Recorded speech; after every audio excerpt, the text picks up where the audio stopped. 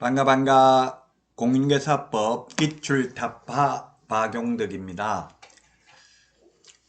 2022년 33회 공인중개사 시험 대비 해설 강의 하도록 하겠습니다. 20회 23번 문제입니다. 중개보수에 대해서 옳은 틀린 것인데요. 중개보수에 대해서 시험에 두 문제 출제됩니다. 계산하는 문제 한 문제, 일반적인 내용 한 문제죠. 네, 어떠한 명목으로라도 금품을 받으면 안 됩니다. 초과해서.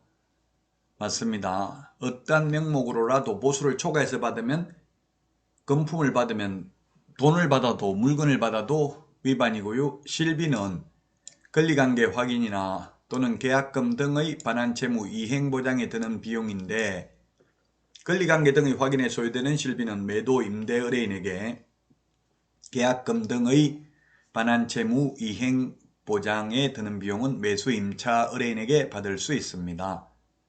3번 중개대상물 소재지와 사무소 소재지가 다른 경우 중개대상물 소재지 시도 조례가 정하는 기준에 따라 보수받아야 된다. X네요.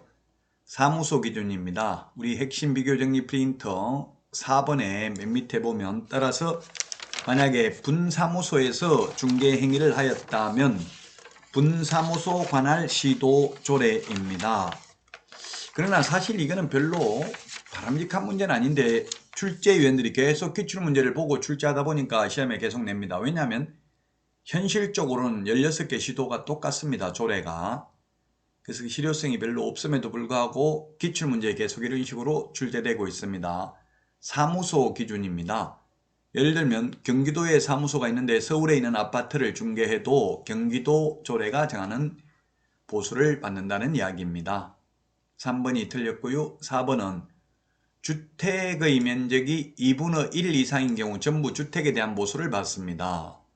그 다음에 5번에 주택임대차 보수는 의뢰인 쌍방으로부터 각각 받는데요. 1방으로부터 받을 수 있는 한도는 옛날에는 거래금액의 1000분의 8이었는데요. 매매는 1000분의 9. 지금은 매매는 15억 이상인 경우 1000분의 7. 임대차는 15억 이상인 경우는 1000분의 6이죠.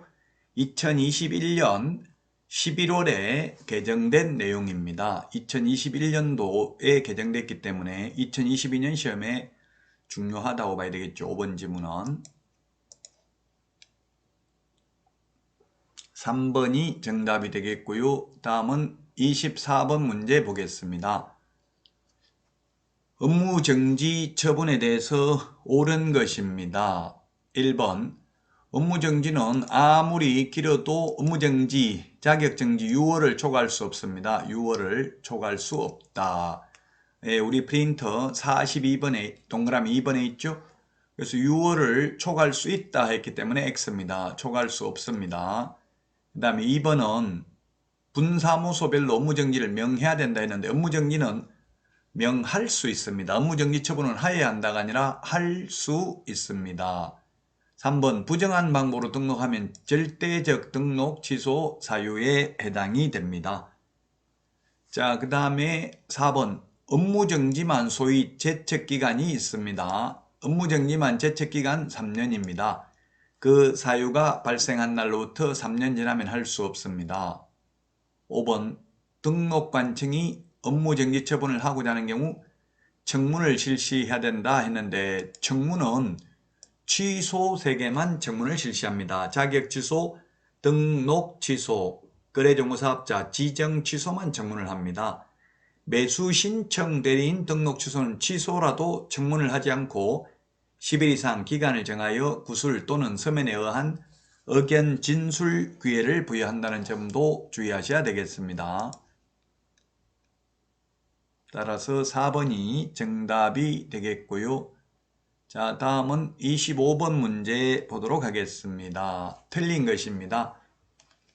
1번 협회는 그 지부 또는 지회를 설치한 때에는 시도지사에게 신고해야 된다. 지회는 등록관청에 신고죠. 시도에 두는 게 지부, 시군구에 두는 게 지회입니다. 그래서 지회는 등록관청에 사후 신고입니다. 설치한 때에는 사전 신고가 아니고 사후 신고입니다. 2번 협회는 부동산 정보 제공 업무를 수행할 수 있다. 그래서 정보 제공 업무, 부동산 거래 정보망을 한국공개사협회는 운영하고 있죠. 그 다음에 총회 의결 내용은 지체 없이 국토부 장관에게 보고해야 됩니다. 우리 프린트 50번에 동그라미 1번에 있고요. 그 다음에 4번 국토부 장관이 협회 임원이 공제 규정을 위반하여 업무를 처리할 경우 등에 해당하여 공제사업을 건전하게 운영하지 못할 우려가 있는 경우 그 임원에 대한 징계 해임을 요구하거나 해당 위반 행위를 시정하도록 명할 수 있고요. 협회가 이런 명령을 따르지 않는 경우는 협회는 오로지 500만 원 이하의 과태료 하나밖에 없습니다. 그 다음에 5번 지문입니다. 협회는 공제사업 운용 실적을 매 회계연도 종료 후 3개월 이내에 일간신문 또는 협회보에 공시하고 협회 인터넷 홈페이지에 게시해야 됩니다. 3개월입니다. 그래서 1번이 정답이 되겠습니다. 여러분 수고 많으셨습니다. 다음 시간에 찾아뵙겠습니다. 안녕히 계십시오. 안녕.